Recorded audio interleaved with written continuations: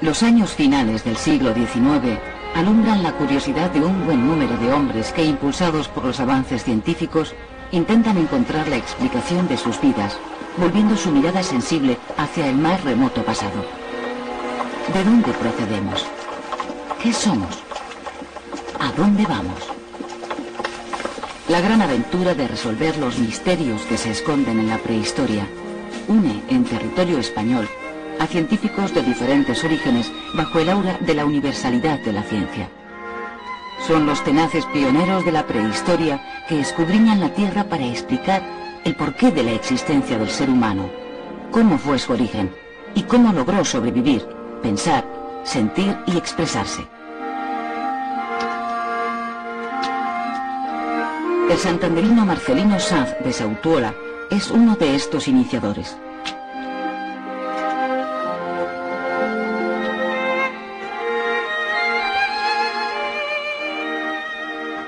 En el año 1879, en su búsqueda incansable en los yacimientos de Cantabria, vuelve acompañado de su hija María a explorar la cueva de Altamira que había conocido 3 años antes.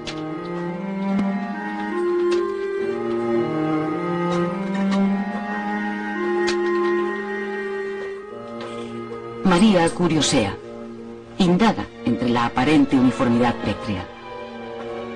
La luz va abriéndole el camino hacia los angostos recovecos.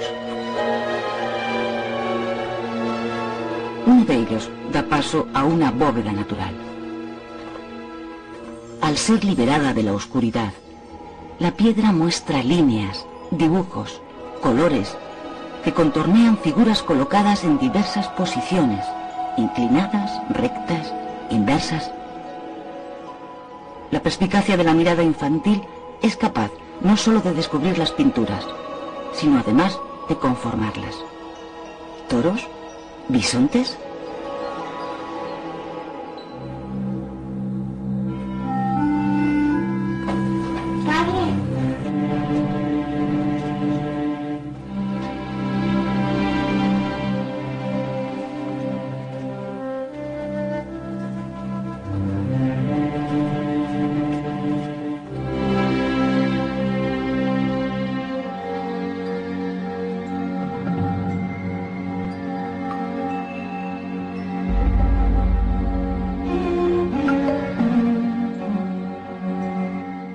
Los ojos de Sautuola, acostumbrados a largos años de observación en pos de la ciencia, intuyen algo más que unas simples formas.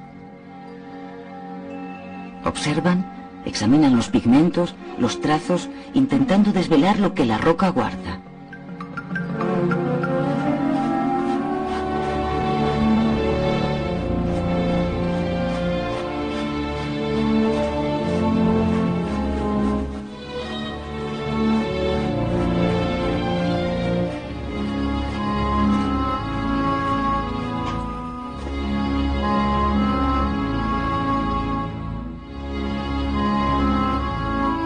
¿Qué pensamientos se ocultan tras la sencillez de las indelebles líneas y los colores que han perdurado en el tiempo?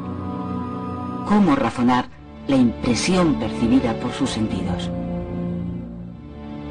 Sautuola se esfuerza por aprehender las ideas contenidas en el mismo espacio en el que ahora habita su emoción y en el que miles de años antes otros hombres habían expresado sus sentimientos. A diferencia de lo creído hasta entonces, el hombre prehistórico había sido capaz de expresar sus preocupaciones, su sentido del mundo por medio de las imágenes. Había simbolizado sus inquietudes y tratado de encontrar su razón de ser, plasmando su necesidad de interpretar la Tierra y encontrar su lugar dentro de ella. Lo había hecho a través de la belleza, de la creación, del arte.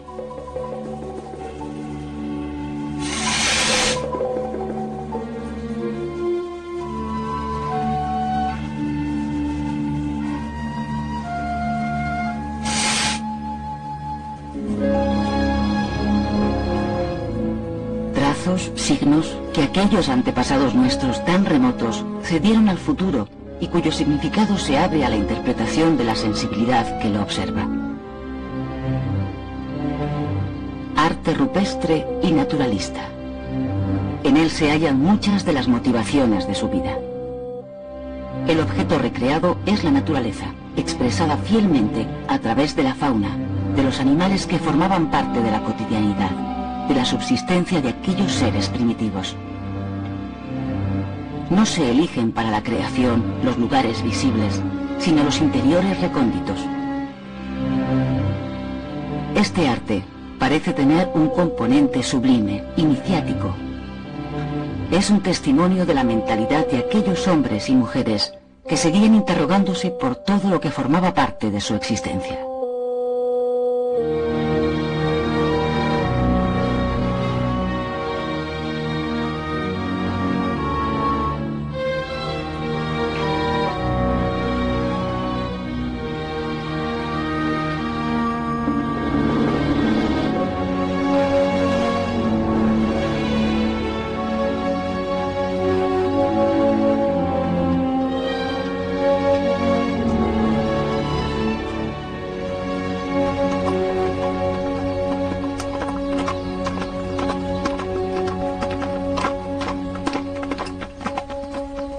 El final del siglo XIX es testigo de una sociedad en tensión entre el desarrollo tecnológico y científico y el mantenimiento de unas creencias y costumbres anquilosadas.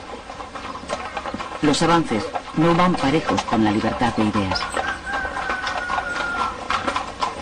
Altamira cuestiona los dogmas de la ciencia, cambia radicalmente la percepción del hombre. Sautiola sabe que poner en tela de juicio las tradiciones religiosas y culturales sobre las que fundan sus pilares ideológicos las clases acomodadas a las que él mismo pertenece, le puede costar la animadversión de gentes poderosas.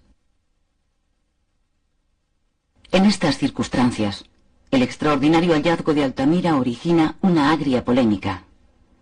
Sautiola defiende su veracidad e importancia. Ha estudiado el terreno y constatado que la antigüedad de las pinturas es de unos 15.000 años. Encuentra pocos apoyos y mucho descrédito. Es acusado de haber falseado las pinturas contratando a un pintor que las simulase, o incluso de haberlas dibujado él mismo.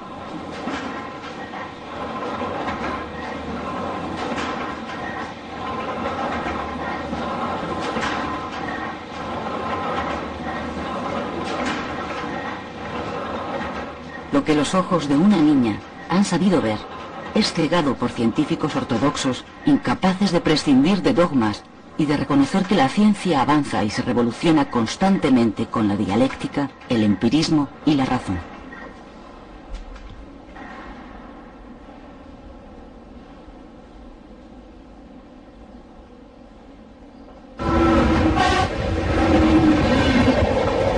En la época del ferrocarril, del gas, de la electricidad, de las fábricas, la tesis defendida por Sautiola provoca la ira y las mofas de muchos de sus contemporáneos. Los propietarios de la ciencia oficial niegan rotundamente la posibilidad de que el hombre primitivo pudiese haber transmitido sus pensamientos por medio del arte en una época tan lejana como el Paleolítico. Y sin embargo, esa edad tan prematura, la de la piedra tallada, es de una magnitud temporal inconmensurable si comparamos el 1.000.000 de años que perdura con los 2.000 de nuestra era. En el trayecto se quedaron especies humanas con decenas de miles de años de existencia. Solo una consiguió acabar el camino: el hombre moderno, el Homo sapiens sapiens del Paleolítico, el de Altamira, con una conciencia desarrollada, capaz de advertir lo que hace, lo que siente y de analizar y percibir el comportamiento de los demás, que se proyecta hacia el futuro y observa e interpreta el mundo que le rodea, produciendo un arte incomparable cuya maestría resiste todas las épocas. Esta herencia no quedó solo en Altamira. Otro precursor de los estudios prehistóricos, Alcalde del Río, descubre también en Cantabria los yacimientos del Monte del Castillo en Puente Viesgo, con cuevas y pinturas de importantísimo interés arqueológico y artístico. También lo son las del Pendo, la de Covalanas, la de la Garma en la misma región o las de Tito Bustillo en Asturias. Cuevas que hacen de la cornisa cantábrica uno de los más importantes lugares de arte rupestre del mundo. Entre los años finales del siglo XIX y los inicios del XX, nuevos descubrimientos de pinturas rupestres se suceden en diversos lugares de Europa.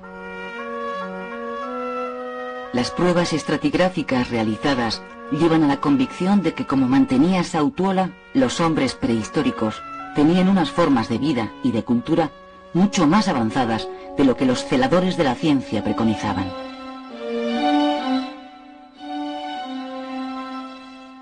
Altamira es al fin validada, pero Sautuola no puede ver en vida cómo en 1902 el reputado prehistoriador francés Émile Cartellac entona el mea culpa de los escépticos y favorece que se declare a Altamira como la Capilla Sixtina de la prehistoria. Desde entonces, la cueva de Altamira recibe una gran afluencia de personas. La masificación y el deterioro consiguiente ponían en peligro la subsistencia de las pinturas y la cueva tuvo que ser cerrada. La construcción de su reproducción exacta en la neocueva permite en la actualidad satisfacer la curiosidad de los interesados, al mismo tiempo que preserva el importante patrimonio artístico de cualquier tipo de contaminación ambiental. Actividades divulgativas, el minucioso trabajo en los laboratorios y un museo continúan y engrandecen en la actualidad el deslumbrante sendero iniciado hace más de un siglo por aquellos pioneros de la prehistoria. Las dataciones y los pormenorizados estudios científicos rescatan la memoria de nuestros antepasados de la Edad de la Piedra, posibilitan reconstruir de manera cada vez más fidedigna las vicisitudes de su existencia.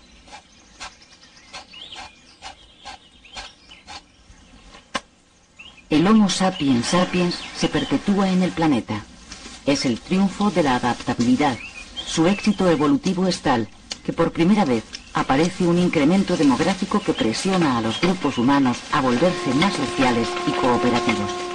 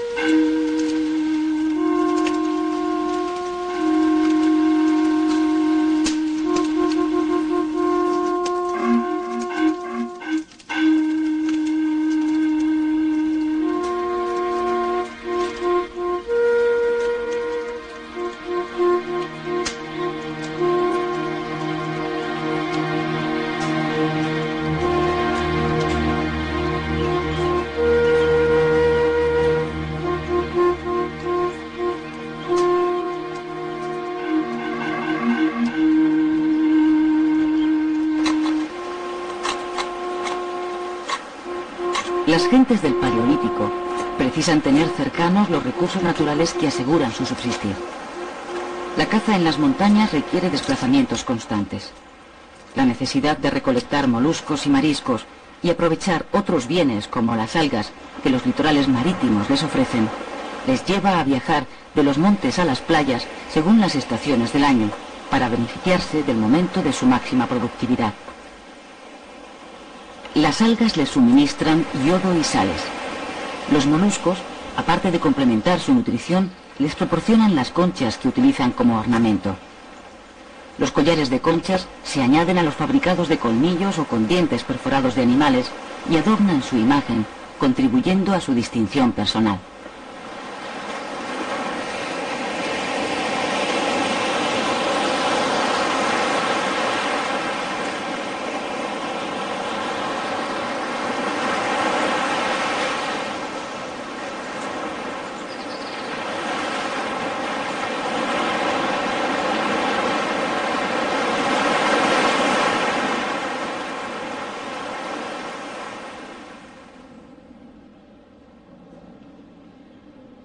Los grupos cazadores y recolectores han acumulado e intercambiado experiencias. Conocen perfectamente los recursos del territorio en el que habitan. Son capaces de aprovechar al máximo sus trofeos de caza. De los mamíferos, Utilizan las pieles para sus vestidos, tiendas y recipientes. Los cuernos y huesos son usados para obtener herramientas o agujas. Tendones y tripas sirven como hilos o cuerdas.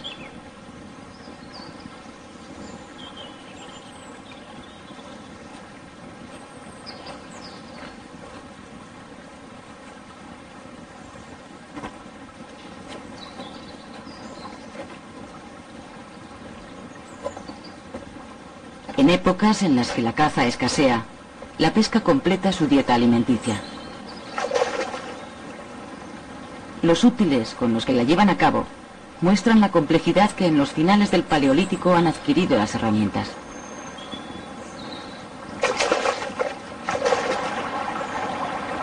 Sorprende observar cómo hace miles de años los pescadores utilizan arpones muy similares a los modernos. Hechos en asta o en hueso, además de para pescar, también se usan en la caza de pequeños animales.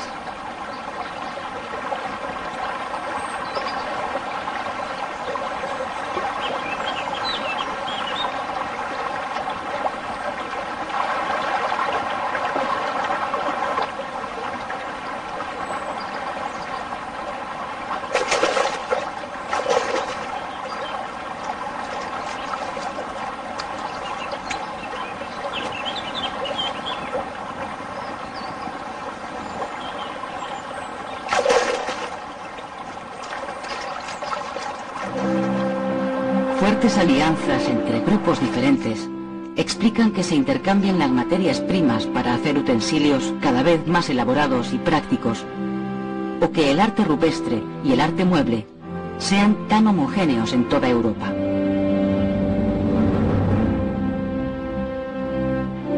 En los albores del hombre moderno, la solidaridad se constituye en uno de los pilares más sólidos del desarrollo material e intelectual de la vida humana.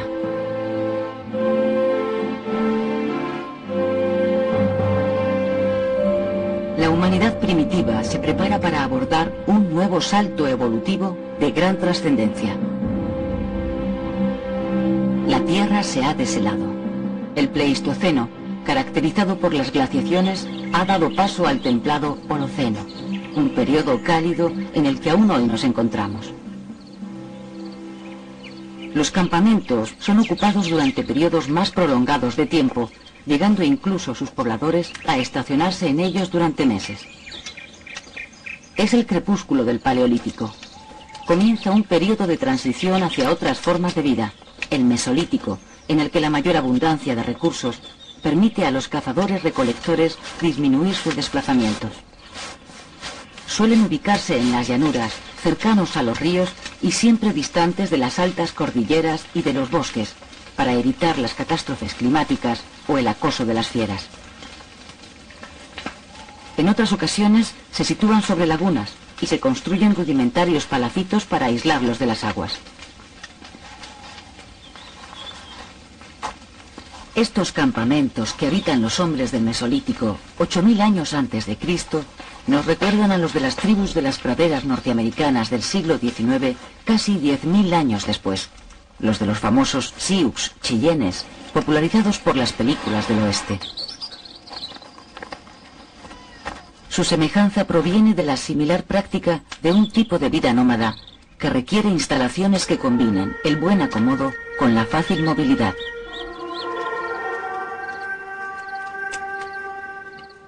Desde el Paleolítico al Mesolítico, el nomadismo había sido el prototipo de las comunidades humanas durante cientos de miles de años.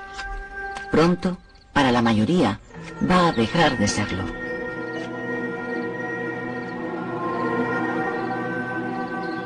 El Mesolítico es el preámbulo de una revolución, la neolítica, que va a transformar la existencia de las gentes. Por primera vez la humanidad se plantea la dicotomía entre vida nómada y vida sedentaria.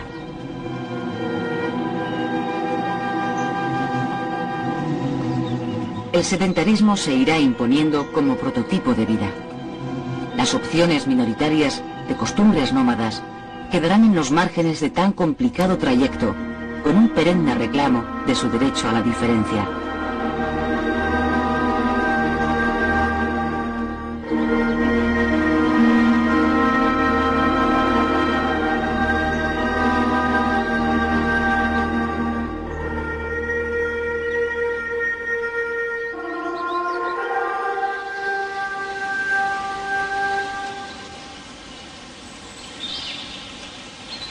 Tras las grandes cordilleras, las extensas mesetas y la complicada orografía que durante tanto tiempo aisló a unas regiones de otras, las gentes reflejaron en las paredes y las piedras, por medio del arte, su forma de ver la realidad. Las cuevas levantinas permanecen como testigos incólumes de la trayectoria humana en esas tierras.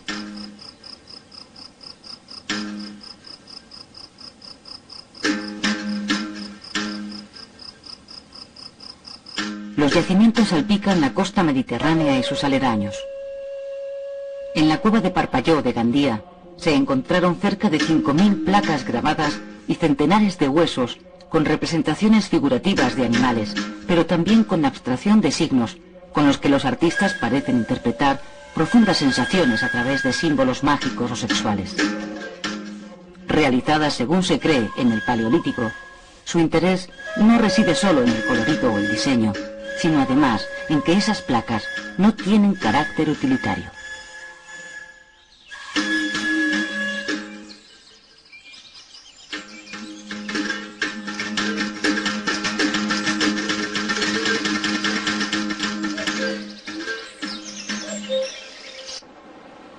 También la cueva de Les Cendres, en Punta Moreira, tiene unos importantes yacimientos que abarcan desde el periodo paleolítico al neolítico.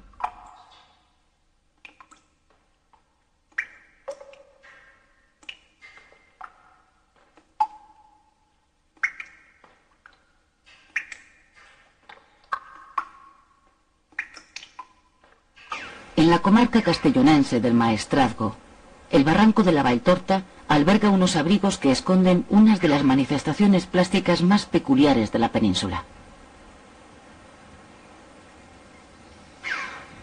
Las pinturas rupestres allí encontradas, fechadas entre fines del Paleolítico y comienzos del Neolítico, conservan un halo de modernidad que parece emparentarlas con el arte vanguardista más contemporáneo.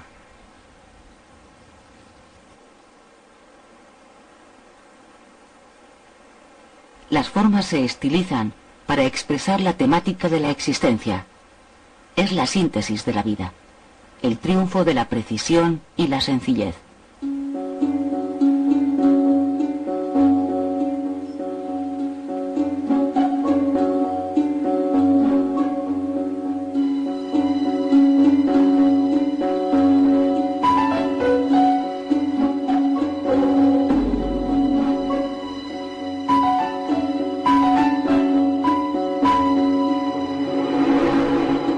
En las cuevas levantinas queda registrada con sorprendente concisión la turbulenta cotidianidad de la época, la caza, la alegría, la recolección y la guerra.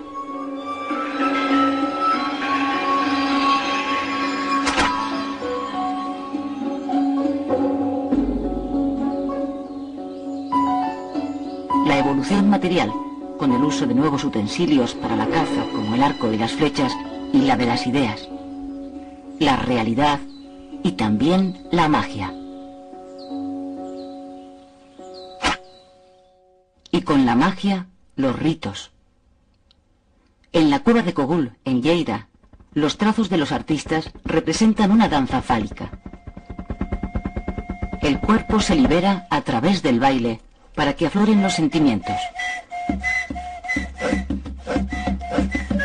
Algunos prehistoriadores interpretan estas danzas como rituales de reproducción, de culto a la fecundidad.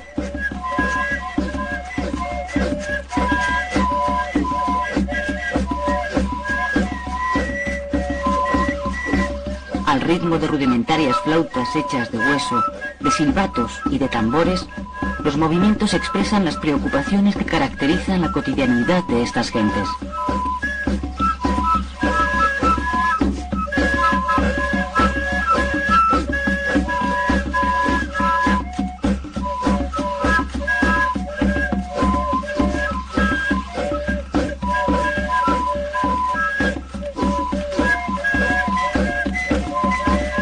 Se juntan en torno a la danza tras, en ocasiones, haber tomado hierbas alucinógenas que desinhiben los cuerpos.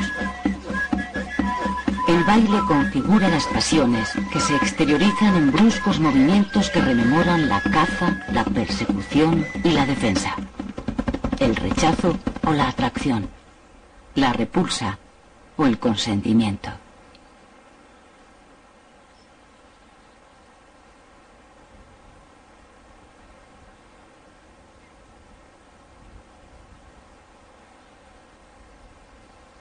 En el periodo neolítico, el ser humano acrecienta su capacidad para pensar y observar. Y los hombres y las mujeres ven, perciben y se dan cuenta de que las plantas que recolectan en los campos se pueden trasladar y reproducir. Las semillas plantadas y cultivadas son también la simiente de un profundo cambio cultural.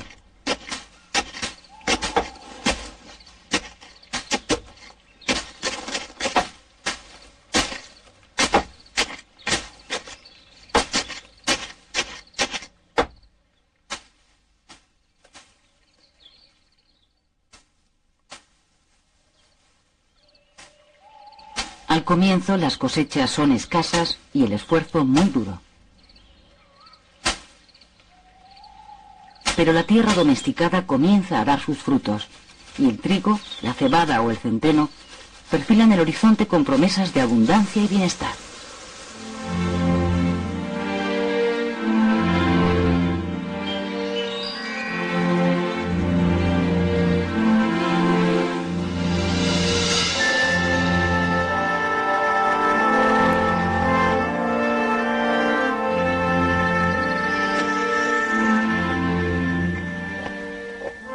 En valles y oasis, el hombre ya había coincidido con algunas especies animales dóciles. Ovejas, vacas, cabras, cerdos se acercan a los cultivos en busca de sustento. Y en la proximidad, el hombre los cerca, los amansa y controla su reproducción. Al principio se aprovecha de estos animales la carne, la piel y la grasa. Luego la leche y la lana. El hombre controla vegetales y animales. Pero la agricultura requiere tiempo para germinar, y las gentes se hacen cada vez más sedentarias. Encuentran el mejor argumento para una nueva forma de vida a la que se ven obligados: producir el alimento en vez de tener que cazarlo o recolectarlo.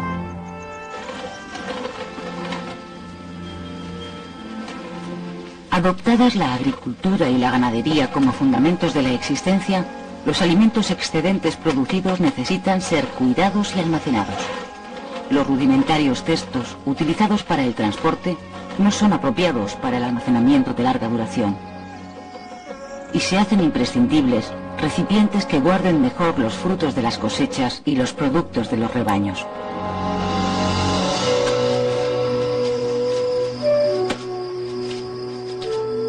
El descubrimiento de la maleabilidad de la arcilla y la capacidad técnica de fabricar hornos que generan temperaturas superiores a los 450 grados posibilitan la aparición de la cerámica, uno de los más extraordinarios inventos de la humanidad.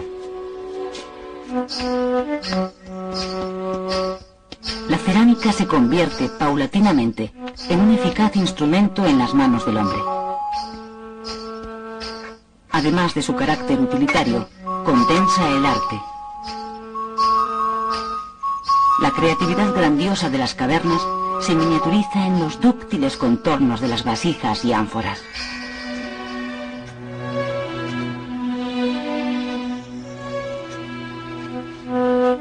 Se utiliza la concha del cardium, un bivalvo muy frecuente en las costas mediterráneas, cuyo uso caracteriza este periodo del Neolítico hasta tal punto que es conocido con el nombre de cardial.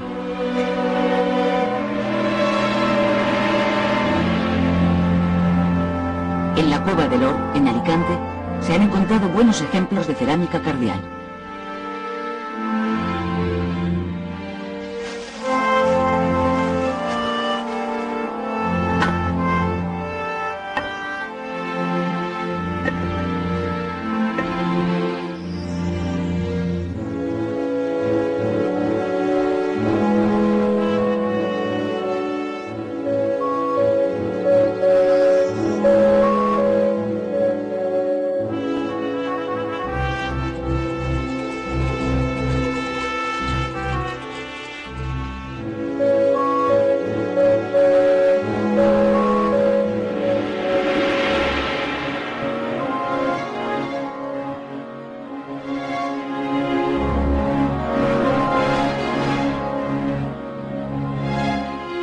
La cerámica se desarrolla paralelamente a la evolución social. Aunque se siguen simultaneando los hábitats de cuevas y los asentamientos al aire libre, el sedentarismo hace que las comunidades los abandonen paulatinamente.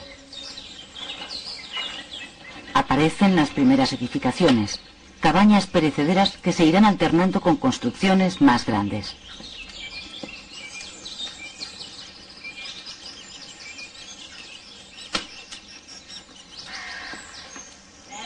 La existencia de excedentes alimentarios, sean vegetales o animales, permite que algunas personas se dediquen a actividades distintas de las destinadas a producir alimentos.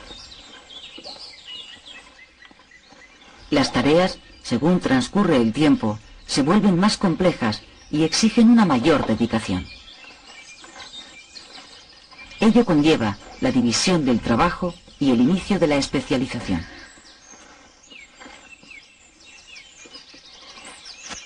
Los artesanos elaboran diversos y preciados bienes, se demandan los novedosos productos y se realizan intercambios con otras colectividades.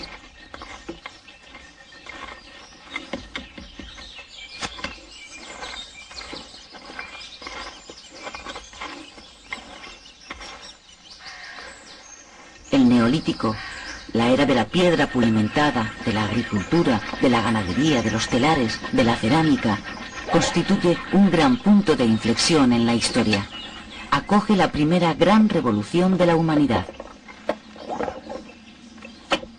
En el horizonte humano se perfilan conceptos hasta entonces desconocidos: trabajo, producción, acumulación, propiedad.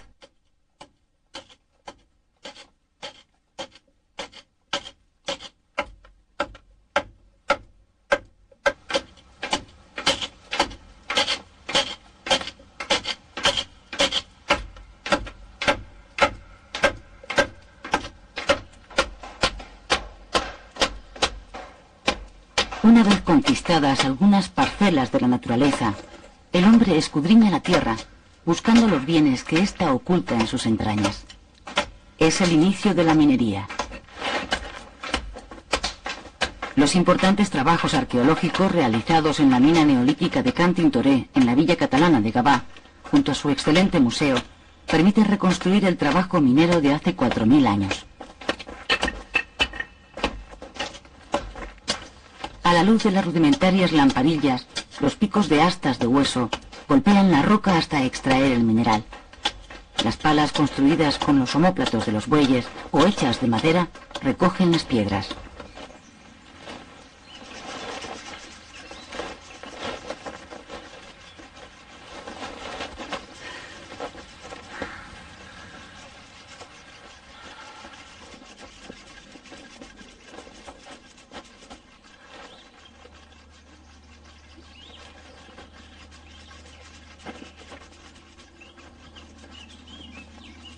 Se busca varicita, la piedra verde, que además de su valor económico, es el fetiche y simboliza el lujo de la prehistoria. Pulida, es utilizada para ornamentos y collares de gran vistosidad.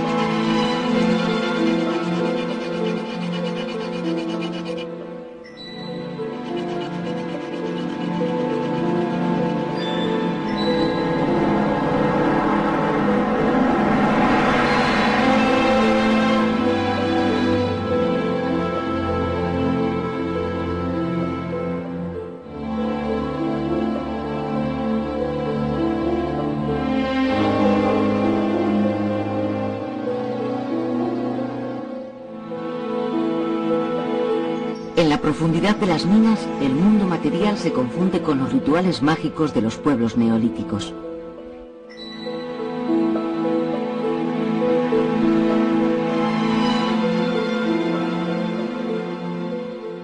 En Gabá se ha hallado un cráneo con una trepanación.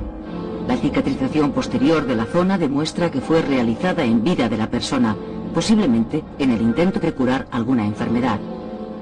En otras ocasiones, la trepanación se efectúa como rito funerario en los cadáveres.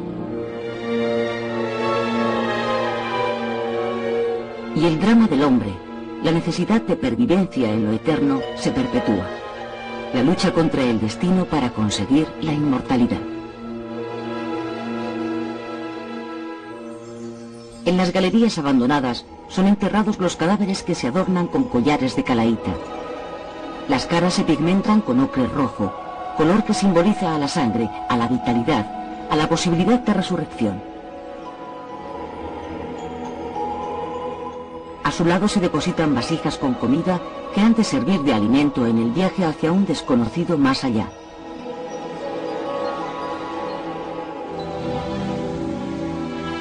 Aparecen los monumentos megalíticos. Los menires, grandes piedras levantadas verticalmente, parece que delimitan el territorio controlado por una comunidad determinada. A veces se agrupan formando círculos, los cromlech, cuyo sentido ha sido mitificado por las leyendas que hablan de ellos como lugares sublimes desde los que contemplar las estrellas. Los dólmenes resultan aún más espectaculares y sobrecogedores. Para su construcción se han roturado bosques, trasladado grandes piedras, unido pesadísimas losas. Se edifican en forma de cámaras rectangulares o circulares que se cubren de tierra formando túmulos. La desaparición de estos por el paso del tiempo hace que hoy aparezcan en muchos casos solo las desnudas estructuras de piedra al aire libre, una imagen muy diferente de la que tuvieron en origen. Son monumentos funerarios, pero en ellos únicamente reciben sepultura algunos de los miembros más notables de la comunidad.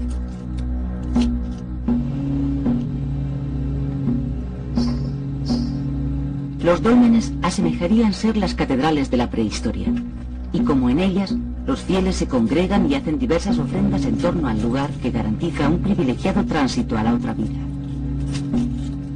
En muchos de los dólmenes se han encontrado pequeños ídolos.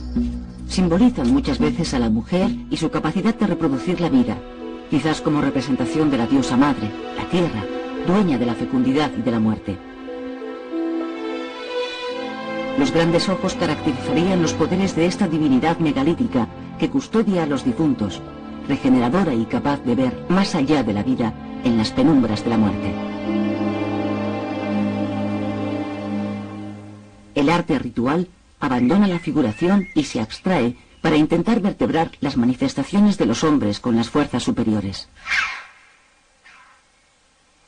En el pueblo alicantino de Castel de Castells, gracias al trabajo de los científicos del Museo Arqueológico de Alicante y al ayuntamiento de la localidad, el arte macroesquemático de Pla de Petraco lega la ideología de las gentes neolíticas del Mediterráneo a la posteridad. La fecundidad y la fertilidad se erigen en símbolos conceptuales de la adoración. Las representaciones de mujer son la promesa fértil, pero lo fecundo se esconde tras la efigie animal del toro.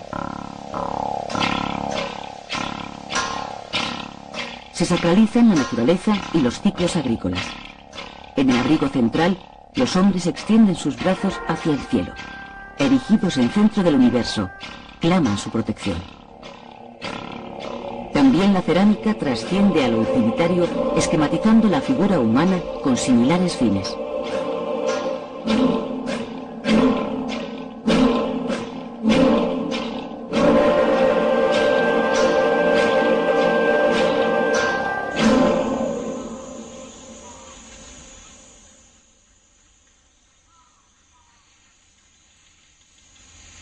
En un poblado agrícola y metalúrgico, Los Millares, en la provincia de Almería, la ciudad de los muertos recuerda la historia de los vivos.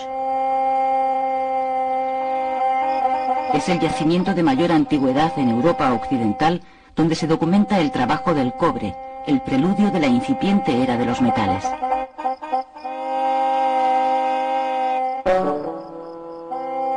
Aquella sociedad supo extraer el valioso metal y trabajarlo hasta conseguir importantes utensilios y herramientas. También armas.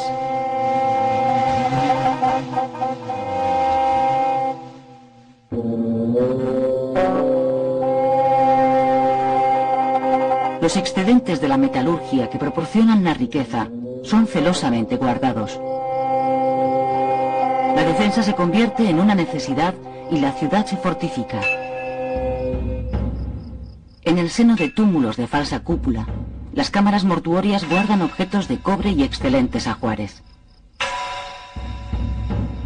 El cobre da poder, y este ha de mostrar su magnificencia. La cerámica con soles da indicios de la intensidad de los deseos de grandeza de estos pobladores.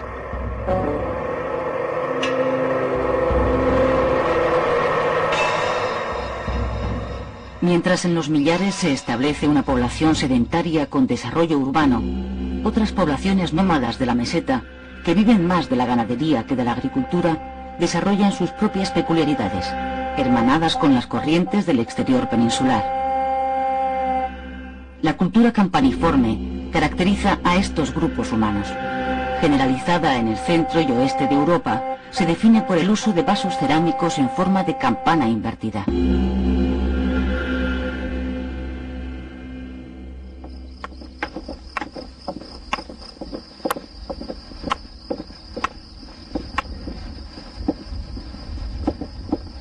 Durante cientos y cientos de años, el trabajo de los metales se va perfeccionando. Se construyen mejores hornos en los que fundir el metal. Los artesanos aprovechan la ductilidad y maleabilidad del material para confeccionar herramientas y abalorios cada vez más sofisticados.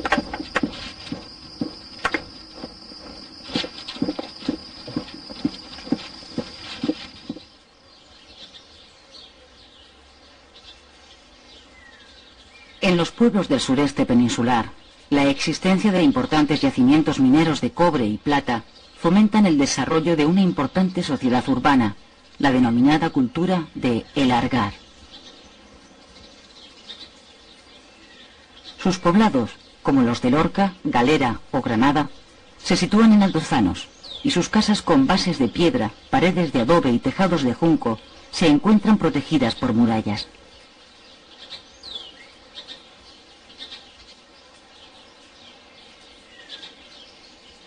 Pero la auténtica riqueza de esta sociedad proviene de sus minas y de su capacidad para trabajar el metal. Son los primeros habitantes de la península que logran la aleación de cobre y estaño y consiguen como resultado auténtico bronce.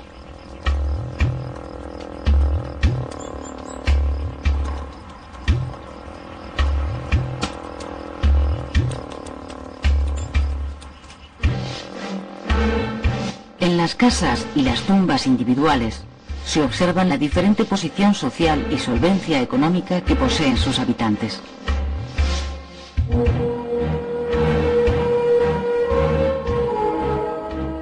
La acumulación de la riqueza material se convierte en objetivo de muchas vidas. Hachas, alabardas, brazaletes en arco, puñales y espadas, espirales de oro y plata recuerdan su destreza y su pujanza.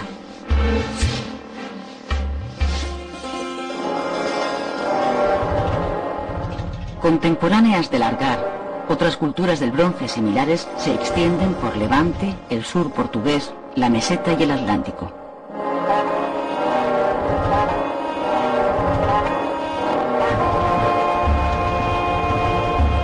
Otras provenientes del centro de Europa penetran por el norte peninsular.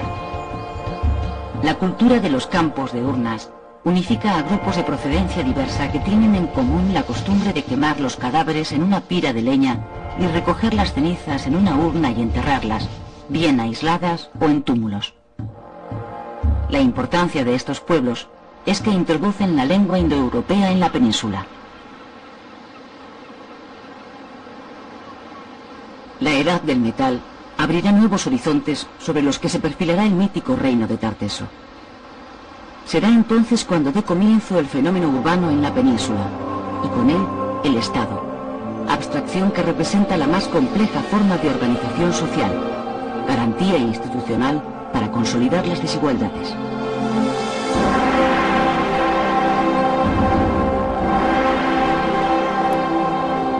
Aparecerá la escritura y con ella la prehistoria llega a su fin para alumbrar la historia.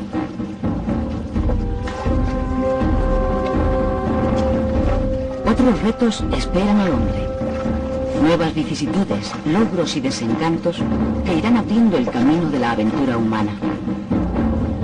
Nuevos acontecimientos que narrarán en su literatura los pueblos procedentes del Oriente Mediterráneo, que pronto van a entrar en contacto con la península ibérica.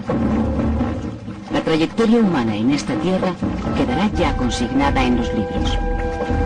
Sus páginas apresarán la memoria, relatarán la historia, atraparán el tiempo.